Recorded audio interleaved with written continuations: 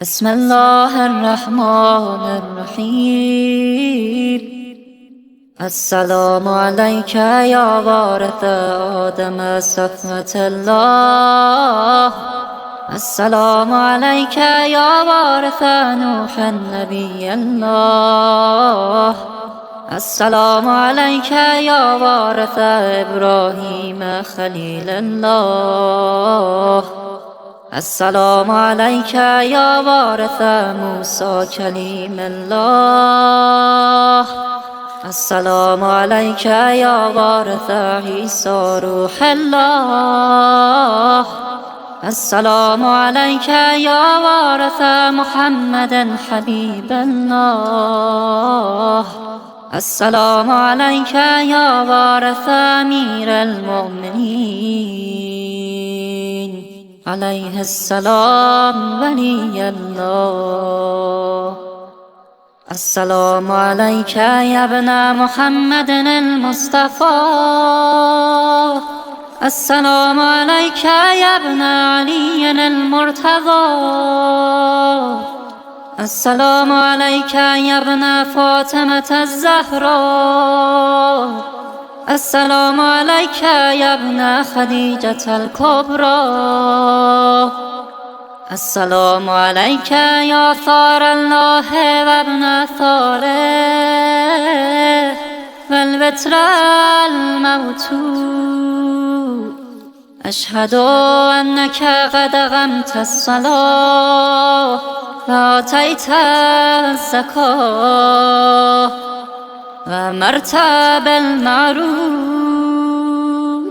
ونهيت عن المنكر وأطعت الله ورسوله حتى أتاك اليقين.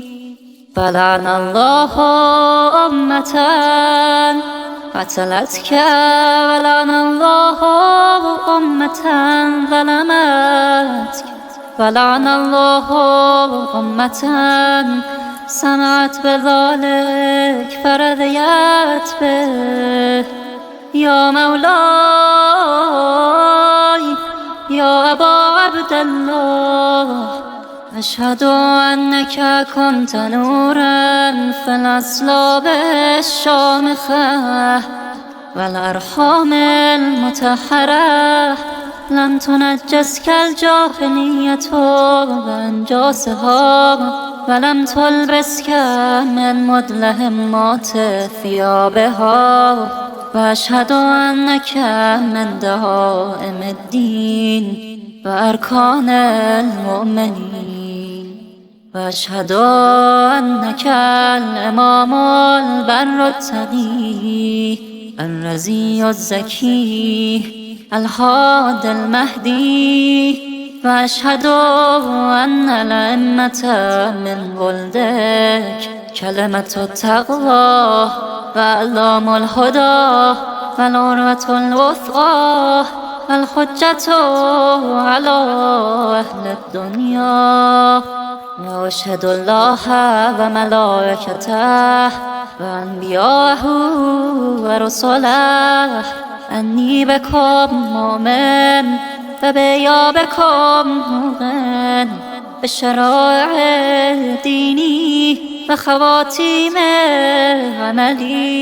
وقلبي لقلبكم سن وأمري لأمركم متبع.